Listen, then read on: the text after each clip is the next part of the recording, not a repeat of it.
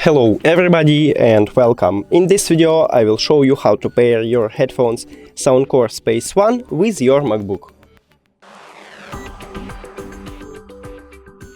You have to start by press one time at the Bluetooth button on your keyboard and go to Settings. Now press and hold power button on your headphones until you can see that this LED light, I will show it to you, that this LED light it starts flashing blue. Here we go. Now it entered to prank mode, so we should see it at the device list. Now click connect. And we did it! Thank you for watching this video. If you found it helpful, please consider subscribing to the channel and leave the like on the video. It's really important to us. See you later!